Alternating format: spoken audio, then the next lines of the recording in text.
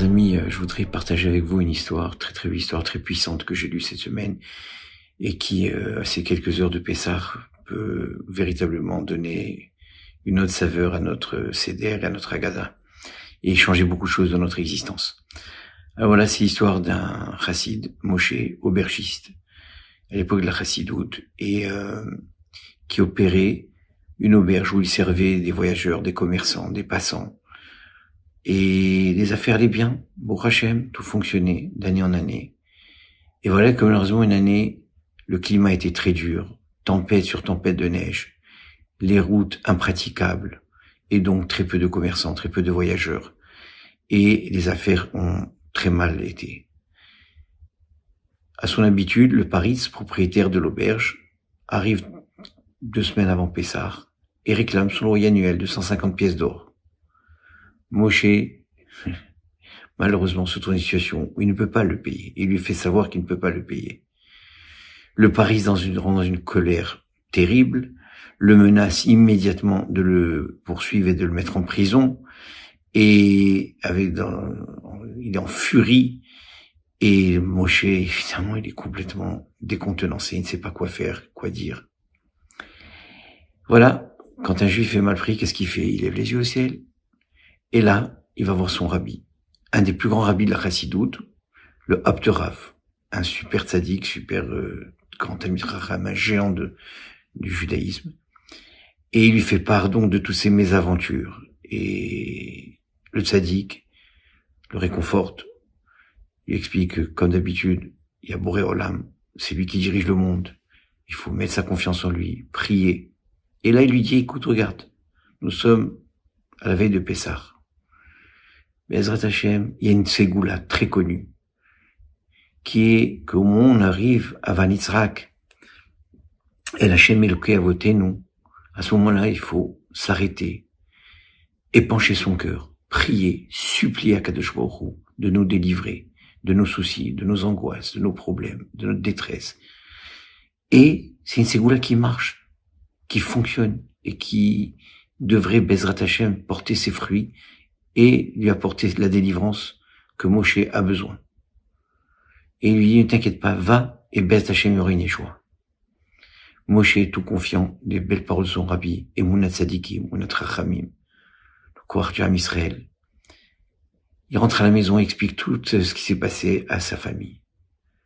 Le Pessah arrive, le Seder, la Haggadah. Et voici qu'on arrive à ce fameux passage que je vais vous lire. Vanitzrak el Hashem Elokei Avotenu, Vaishma Hashem et kolenu, Vayar et onienu, vet amanu, vet la'atzenu. Et nous criâmes vers l'Éternel, Dieu de nos pères, et l'Éternel entendit notre voix. Il vit notre misère, notre labeur et notre détresse.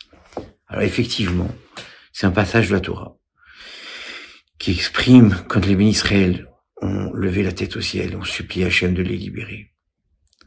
Et ben quand nous aussi, nous faisons pareil que nos ancêtres, et on supplie, et c'est ce que Moshe, sa femme, ses enfants, les larmes aux yeux, le cœur contrit, le cœur brisé, ont commencé à supplier Hashem Yitbarach. Et voilà que d'un coup, on entend cogner à la porte. Moshe se lève, essuie ses larmes, et il va ouvrir la porte. Qui est là? Un des clients de l'auberge, qui dit, écoute, Moshe, voici un sac d'or de 300 pièces. J'ai la police à mes trousses. S'il te plaît, garde l'argent, prends la moitié comme récompense, l'autre moitié, je reviendrai la chercher. Et sans plus vite, il disparaît dans l'ombre de la nuit. Évidemment, Moshe a compris que sa prière de Vanitzrak el Hashem Elokeinu, qui a été dit avec tellement de ferveur et de supplication, a été entendue. Et sur place, immédiatement. Et là, un Seder joyeux, heureux, et là, à l'aile complet, avec toutes les remerciements et les louanges qu'on puisse adresser à Kadosh Baruch Hu, dans un état d'extase et de reconnaissance du Chesed, Chinam d'Hashem Yitbarach. Chers amis, c'est l'histoire de Moshe, mais ça peut être aussi notre histoire à nous, à chacun. On peut obtenir notre libération complète de tous nos soucis, matériels et spirituels. On peut tout améliorer au niveau de la santé, au niveau des enfants, du chinour, du mariage, de la parnassa, et surtout, au niveau spirituel, du Da'at, de la Havat Hashem, de la Havat Israël, et de la réparation du Da'at Tovar, qui est l'essentiel de la réparation que l'on pratique à Pessah, et s'attacher d'un amour infini avec Hashem. Comment? Tout simplement, quand on arrivera à Vanisrak, à Hashem Elokeinu, qu'on puisse se concentrer, prendre un moment sincère d'épanchement du cœur, où on montre à Hashem notre gratitude, on le remercie, mais aussi on lui demande, et on peut lui demander. C'est un Hadratson Nifla, c'est un monde de très grande ouverture des portes du ciel. Déjà la Gada en soi, c'est très puissant. Comme disait Rabbi Meir, il serait de Vijnitz, il dit Hakol Beseder, tout est dans le Seder. Tout ce qui va se passer cette nuit, c'est représentatif de toute notre année. Alors profitons du point crucial de ce Seder, qui est ce Vanisrak, ce cri du cœur, pour faire écouter notre prière et faire accepter nos demandes auprès d'Hashem Barar, qui est une Leil Shimurim, une nuit de grande bienveillance, où Akadosh Baruch Hu est là, avec Pamalia Shel Mala, pour écouter notre Seder, nos prières, nos supplications, nos requêtes. Et c'est 100% que si elles sont faites, et spécifiquement à ce moment-là, elles seront acceptées, entendues, reçues, et on verra des immenses échouades.